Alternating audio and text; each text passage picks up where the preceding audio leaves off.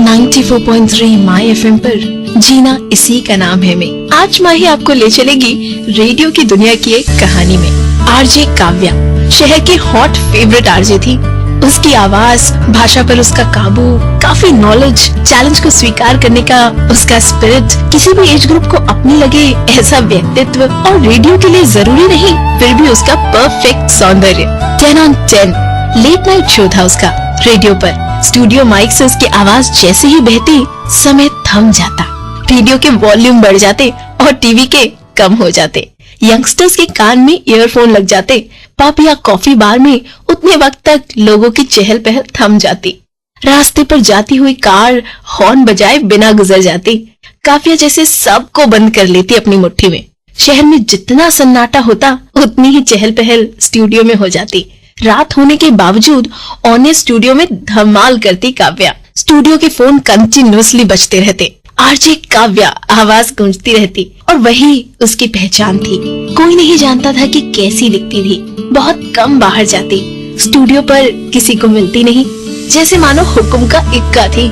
सुबह से radio station पर आ जाती। रात को शो था तो भी पूरा दिन शो की तैयारी करती और स्टूडियो में जाके तो ऐसे बिहेव करती जैसे कुछ तैयारी की ही नहीं हो। उसके प्रोड्यूसर को काव्या की वजह से हर रोज मिनी हार्ट अटैक आ जाते, पर जैसे ही माइक ऑन होता सबको सरप्राइज कर देती, प्रोड्यूसर और लिसनर्स दोनों को।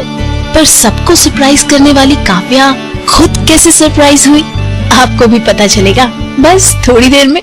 94.3 माई एफएम पर जीना इसी का नाम है मैं। आप हैं माही के साथ। शो की बात प्रोड्यूसर उसके साथ झगड़ा करता। ए पागल, मुझे बता देती कि तूने शो की तैयारी कर ली थी तो तेरा क्या बिगड़ जाता। मेरे सामने ऐसे एक्टिंग करती है जैसे पता ही ना हो कि आज क्या बोलेगी, और फिर धमाल मचाती है। मुझे परेशान करने में क्या मजा आता है तुझे। काव्या उसका गाल खींचती। मोटू, ऐसा ही होना चाहिए तेरे साथ। कितना चिल्लाता है तू। अच्छा सुनो ना, काव्या ने जिद की। जयराज चिढ़ गया। मैं खाली नहीं बैठा रहता, मुझे बहुत काम है। तुझे नहीं होगा काम, मैं बहुत बिजी हूँ। इतनी सारी ऑफिशियल मेल्स हैं, सब शो की प्लानिंग करनी है, और तुझे आज ये क्या सूझी है, मुझे शायरी सुना रही है। क्योंकि अब देख, कल मेरे हाथ ये पोएट्री बुक आई है, फ्रेंड के घर से लेकर आई हूँ। आगे और पीछे का कवर नहीं है, पता भी नहीं है कि कवि कौन है, पर बहुत प्यारी शायरी है इसमें। क्या आज ये सुनाऊं अपने लिसनर्स को।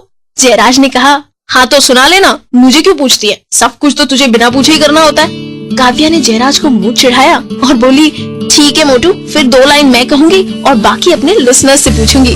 आज सुनना क्या धमाकेदार शो होगा। और चली गई वहाँ से।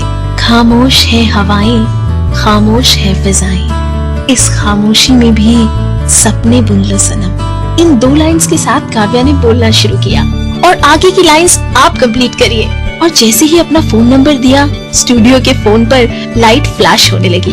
हेलो उसने कहा, और सामने से क्या जवाब आया आपको भी जानना है ना, तो कीजिए थोड़ा सा इंतजार।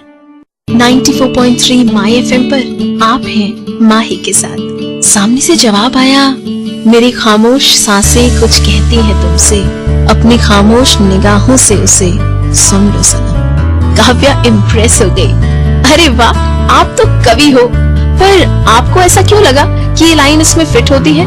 फोन लाइन पर जो भी था, कविता का मूड, शब्द, अर्थ, मीटर और नाम कहने से पहले ही फोन कट गया।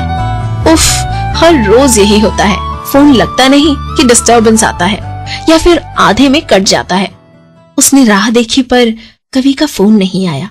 आज जब घर जा रही थी, गाने सुन रही थी, तब पहली बार उसका ध्यान शब्दों पर गया। अगले दिन जयराज ने चिल्लाना शुरू किया, ए पागल, कैसा रहा रिस्पॉन्स। मैंने सुना था कोई एक ही था जिसने कुछ अच्छी लाइन कही, बाकी क्या बकवास कर रहे थे। देख, ये रहने दे, यहाँ किसी को कविता में कोई इंटरेस्ट नहीं है। लोगों को बोर मत कर। शो की रेटिंग नीचे आई तो मेरी नौकरी जाएगी, तुझे तो कोई फर्क नहीं पड़ेगा। माँ बाप है, नौकरी है। काव्या ने बीच में ही काटते हुए जवाब दिया, बस कर मोटू, आगे कुछ बोला तो ये चाय तेरे मुंह पर डाल दूंगी। कविता और शायरी तो मैं करूंगी शो में, अभी तो उस कवि से बात करनी है यार। और तू ये स्टूडियो का फोन ठीक करवा, अगर फोन बीच में कट गया ना तो तू देख लेना। ज्यादा कुछ समझा नहीं जयराज, बस इतना पता चल गया कि काव्या अपने मन की ही करेगी। पर क्या आज उस कवि का फोन आएगा, पता चलेगा बस थोड़ी देर में। 94.3 माई एफएम पर जीना इसी का नाम है में आप हैं माही के साथ। आज काव्या ने गुलजार साहब की पोएम पसंद की थी। उसने आधी पढ़ी। आदतन तुमने कर दिए वादे, आदतन हमने एतबार किया, तेरी राहों में 12 रुककर हमने अपना ही इंतजार किया। काव्या ने पूछा, गुलजार साहब ने आगे क्या लिखा होगा? फोन कीजिए मुझे। जैसे ही काव्या ने माइक ऑफ किया, फोन बजा। कवि ही होगा। काव्या को कुछ ऐसा महसूस हुआ और वही था। अब न मांगेंगे जिंदगी या रब, ये गुनाह हमने एक बार किया।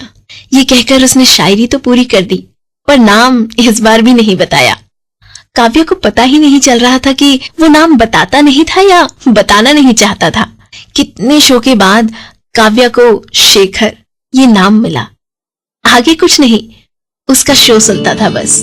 अब तो काव्या को जैसे आदत सी हो गई, पूरा दिन कविता के बारे में सोचती और शेखर किस तरह से पूरा करेगा ये जानने की उसे बहुत जल्दी रहती। कई बार उसने शेखर से पूछा, क्या करते हो, क्या फोन नंबर है, पर वो कुछ नहीं कहता। अब तो 5-10 मिनट से लेकर 3 घंटे तक बातें चलती। जयराज चिल्लाता रहता, बिल बड़ा आता है और सब मुझसे पूछते हैं तेरा मोबाइल यूज करना, और तेरे उस बेकार कवि के पास तो मोबाइल के पैसे भी नहीं होंगे, है ना? काव्या ने प्यार से जयराज की गाल खींचकर कहा, मोटू आई लव हिम, और चली जाती स्टूडियो में। 94.3 माई एफएम पर आप हैं माही के साथ। अनोखा प्यार था शेखर काव्या की आवाज के प्यार में और काव्या शेखर की कविता के प्यार में। 21st सेंचुरी में फेसबुक, नेट या मोबाइल पर हुए प्यार के बारे में तो बहुत सुना है, पर माइक और टेलीफोन रिसीवर के सामने हुआ ये प्यार बहुत यूनिक था। शेखर ने काव्या को नहीं देखा था और काव्या ने शेखर को नहीं देखा था। इतने में सिटी कल्चरल सेलिब्रेशन वीक आया। काव्या फंक्शन को कवर कर रही थी। चारों ओर आवाज ही आवाज थी। लाखों लोग जमा हुए थे और अभी कवि सम्मेलन शुरू होने ही वाला था। कवि सार्थक का नाम अनाउंस हुआ, जिसे अभी अभी उसके काव्य संग्रह के लिए नेशनल एकेडमी का इनाम मिला था। उसने अपनी पहली पोएम पढ़नी शुरू की। खामोश है हवाएं, खामोश है फिजाएं, इस खामोशी में भी सपने बुन लो सनम, मेरी खामोश सांसें कुछ कहती हैं तुमसे, अपनी खामोश निगाहों से उसे सुन लो सनम। क्या आपको भी ये कविता सुनी हुई लग रही है? तो सोचिए काव्या का क्या हाल हुआ होगा। जानिए बस कुछ देर में। 94.3 माई एफएम पर आप हैं माही के साथ। काव्या उछल पड़ी। ये तो वही कविता है जो उस किताब में थी और जिस कविता से उसने अपने शो पर ये कविता का कॉन्सेप्ट शुरू किया था। और वो किताब के आगे पीछे तो कवि का नाम ही नहीं है। तो क्या शेखर ही सार्थक है? धीरे से वो माइक की ओर बढ़ी। शेखर अपनी कविता पढ़कर जा ही रहा था कि काव्या ने अनाउंस किया, अब मैं ऐसी 2 पंक्तियां कहूंगी जो उस किताब में नहीं है। एक माइक पर काव्या और दूसरे माइक पर शेखर। दोनों ने साथ मिलकर वो लाइन खत्म की। एक दूसरे को मिले तो भी लाखों लोगों के सामने। उस दिन शेखर ने काव्या को प्रपोज किया और जयराज वो तो अब भी वैसे चिल्लाता है, ए पगली, अब तो तुम्हें शादी करनी है उस बेकार कवि के साथ। दिन भर उसके साथ घूमती हो और फिर यहाँ आने के बाद भी उसी से फोन पर बात करती हो। अरे नौकरी छूट जाएगी मेरी तेरी वजह से।